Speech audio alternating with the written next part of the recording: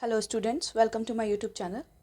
Eighth class का first chapter और second chapter हम पढ़ चुके हैं।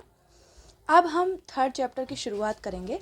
इसके लिए हमें थोड़े बहुत बेसिक जानने की ज़रूरत है जो मैं आपको पढ़ा दूँगी। उसके बाद हम ये जो एक्सरसाइज है वो चालू करेंगे, तो आपको वो बहुत ही ईजी लगेगी। जैसा कि पहला क्वेश्चन हमें दिया हुआ है, कुछ आकृतियाँ दी हुई हैं और उनके बारे में पूछा हुआ है कि कौन सा साधारण वक्र है, कौन सा साधारण बंद वक्र है, बहुभुज क्या होता है, उत्तल बहुभुज क्या होता है और अवतल बहुभुज क्या होता है।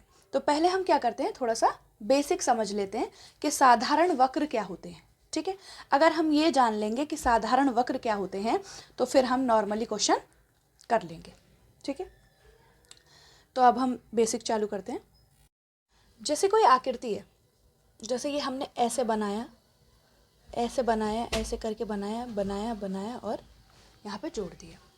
हमने बिना पेन उठाए हुए ये आकृति बनाई है। ठीक है, तो ये कैसी आकृति हो गई? साधारण आकृति।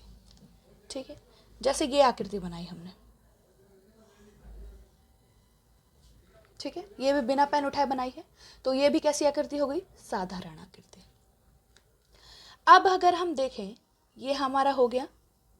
ठीक है, उसके बाद हमने पेन उठा लिया और उसके बाद ये बनाया, तो ये आकृति हमारी साधारण है? नहीं, ये हमारी साधारण आकृति, साधारण वक्र नहीं है। जो भी आकृतियां हम बिना पेन उठाए बनाते हैं, ठीक है, जो भी बना दे हम, तो ये सब कौन सी आकृतियां हो जाती हैं?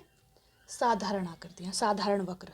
ठीक है, और जो जिन पे पेन हटा दिया जाता है वो साधारण आकृतियां नहीं होती हैं। सिंपल था, ये आपको पता चल गया होगा कि साधारण आकृतियां क्या होती हैं। ठीक है, उसके बाद हमसे कहा गया है साधारण बंद वक्र। कहने का मतलब ये है, जैसे हमने ये आकृतियां बनाई, ठीक है, ये भी एक आकृति है, हमने ये बनाया, ये भी एक आकृति है, हमने ये बनाया, ये भी एक आकृति है, पर ये बंद नहीं हो रही है। ये क्या है? खुली हुई है। ये इधर से खुली हुई है, ये इधर से खुली हुई है। ठीक है, हमने ये बनाया, ये भी इधर से खुली हुई है। तो कुछ आकृतियां जो साधारण तो होती हैं, जैसे ये बनाया, ये साधारण आकृति है क्योंकि हमने पेन नहीं उठाया, साधारण आकृति है, पर बंद नहीं हो रही, तो क्या ये है? साधारण बंद वक्र है? नहीं है। ठीक है, इतना सा कॉन्सेप्ट है। हमने साधारण वक्र के बारे में पढ़ लिया, साधारण बंद वक्र के बारे में पढ़ लिया। अब हम पढ़ते हैं बहुभुज के बारे में कि बहुभुज क्या होता है हमारा। ठीक है, तो बहुभुज क्या होता है? बहुभुज, बहुभुज क्या होता है? एक तो बहु यानी कि बहुत सारी, और भुज यानी कि भुजाएं। ठीक है, दो पार्ट्स में मैंने इसको डिवाइड किया। एक तो बहु यानी कि बहुत सारी, और भुज यानी कि भुजाएं। ठीक है, जैसे ऐसे, ऐसे और ऐसे। कितनी भुजाएं हैं? 1 2 3 हो गई, और बहुत सारी हो गई, 3 हो गई, और भुजाएं भी हैं।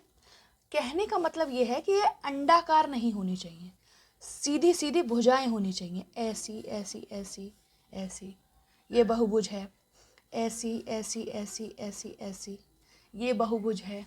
ठीक है, और ऐसी ऐसी ऐसी ऐसी ऐसी ऐसी ऐसी ऐसी, ये भी क्या है? बहुभुज है। यानी कि शिराएं यानी कि भुजाएं होनी चाहिए खड़ी। ठीक है, और बहु यानी कि बहुत सारी होनी चाहिए, तो हमारा क्या हो जाता है? बहुभुज हो जाता है। ये सिंपल सा है, आपको बस समझ लेना है एक बार क्लास देखकर, उसके बाद ये आपको बहुत ही सिंपल लगेगा। ठीक है, तो बहुभुज क्या हो गया? जिसकी बहुत सारी भुजाएं हों, और भुजाएं कैसी हों? सीधी लाइन वाली, ऐसी ऐसी ऐसी ऐसी ऐसी ऐसी। समझ गए आप? बस इतना सा कॉन्सेप्ट है। ठीक है, इसके बाद जो हमारा टॉपिक है वो है उत्तल बहुभुज और अवतल बहुभुज।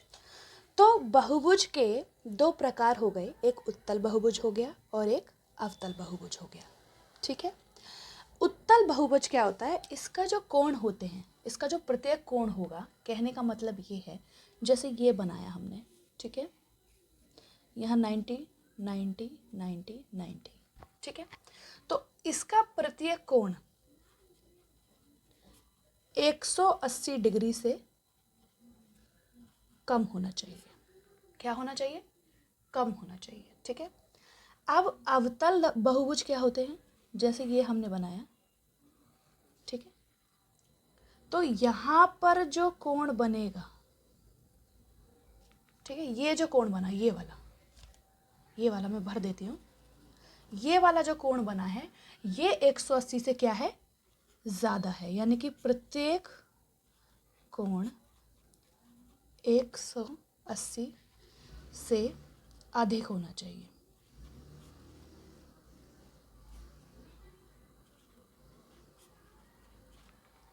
समझ में आया आप लोगों को?